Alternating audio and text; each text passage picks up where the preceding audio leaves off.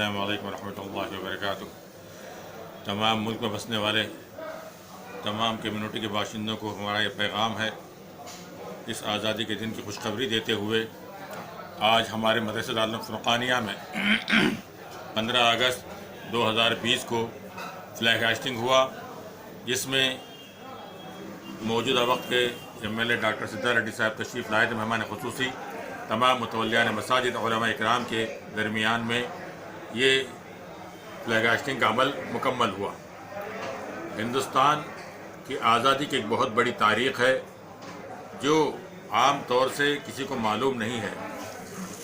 مختصر طور پہ اتنا سمجھیں کہ اس ہندوستان پر انگریزوں نے قبضہ کیا اور حکومت شروع کی تو انہوں نے ایک اعلان کیا کہ حکم ہمارا چلے گا۔ یہ بات جیسے علماء اکرام کے کان میں پڑی، وہ سمجھ گئے کہ حکم ہمارا چلنے کا مطلب یہ ہے کہ تمام دھرموں کو وہ جو کہیں گے اسی کو ماننا پڑے گا۔ تو اس لیے علماء اکرام نے اس چیز کو محسوس کیا، فوری طور پر ایسی حکومت میں جس کے خلاف ایک لفظ بولنا اپنی جان گنوانے کے برابر تھا،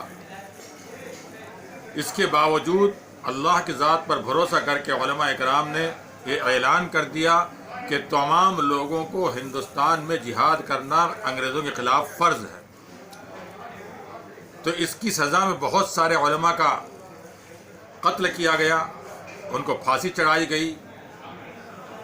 علماء اکرام نے کسی چیز سے ڈرے بغیر اس ملک کو آزاد کرانے کے لیے تنہا علماء کی جماعت 100 سال تک کوشش کرتی رہی۔ علماء کے سامنے نہ حکومت کرنا تھا، نہ عہدہ حاصل کرنا تھا، ان کے دل و دماغ میں صرف یہ تھا کہ اگر ہندوستان میں انگریز رہے گا تو کسی کا مذہب نہیں بچے گا، اور خاص طور سے ان کے نشانے پر مذہب اسلام تھا۔ اس لیے علماء اکرام نے اس کو بچانے کے لیے اس میدان جنگ میں کود پڑے، اور انہوں نے بڑی جانفشانی کے ساتھ بہت ساری جنگیں لڑی ہیں۔ جنگ پلاسی، شاملی وغیرہ بہت سے علاقوں میں تنہا جنگ لڑی، اور وہاں کہیں کامیابی ملی، کہیں شکست ملی، علماء شہید ہوئے۔ علماء کا مقصد صرف یہ تھا کہ ہندوستان کو آزاد کرائیں، ہر مذہب والے کو آزادی کے ساتھ زندگی گزارنے کا، سانس لینے کا حق دیا جائے۔ آخر دم تک انہوں نے کوشش کی۔ 100 سال کے بعد دوسرے کمیونٹی والوں کو بھی شامل کیا، جس میں آپ بڑی تاریخ ہے۔ شامل ہونے کے بعد ہندوستان کو آزاد کرا گیا۔ ہندوستان آزاد ہونے کے بعد علماء اکرام نے کسی عہدے کا لالچ نہیں کیا، نہ کوئی پرائم منسٹر بننے کا، نہ کوئی ایم ایل اے بننے کا، کسی چیز کی ان کو خواہش نہیں تھی۔ انہوں نے ہندوستان جب تک باقی ہے سب کا حق محفوظ رہنے کے لیے ایک کوشش کی کہ اس ملک کے دستور کو سیکولر بنایا، کہ ہر مذہب، جتنے مذہب اس ہندوستان میں بسنے والے ہیں، ان سب کو اپنے مذہب کے مطابق آزادی کے ساتھ ان کے مذہب کے کام کرنے کی ان کو آزادی ہو، کسی کو کسی مذہب سے کوئی تکلیف نہ ہو۔ یہ سیکولر دستور علماء اکرام نے اپنی نگرانی میں بنوایا، اور بنوانے کے بعد وہ لوگ اپنے آپ کو اس معاملے سے الگ ہٹا لیا، اور پھر اپنا کام جو مدرسے میں بچوں کو پڑھانا، ایسے مسجدوں میں عبادت کرنا، انہوں نے اپنا جو ان کا کام تھا اس کو شروع کیا۔ بہت سارے ہندوستان میں انگریزوں کے زمانے میں بہت ساری چیزوں کا نقصان ہوا تھا، دین کی بربادی ہوئی تھی، مسلمانوں کا ذہن خراب کیا جا چکا تھا۔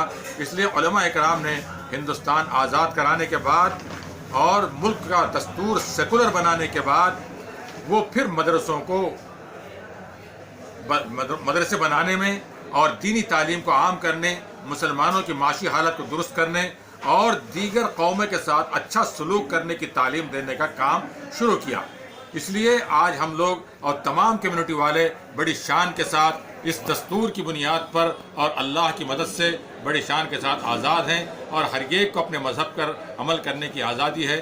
یہ ہم دعا کرتے ہیں کہ ہمارا یہ ہندوستان ہمیشہ پھلتا پھولتا رہے، اس میں بسنے والی تمام قومیں ایک دوسرے کے ساتھ محبت کے ساتھ پیار کے ساتھ اپنانیت کے ساتھ رہے. مذہب کسی کا بھی کوئی مذہب آپس میں لڑنا جھگڑنا مذہب کی بنیاد پر نہیں سکھاتا. چند فرقہ پرست طاقتیں اس وقت ملک کو سیکولرزم سے ہٹا کر وہ دوسرے جانب لے جانا چاہتے ہیں.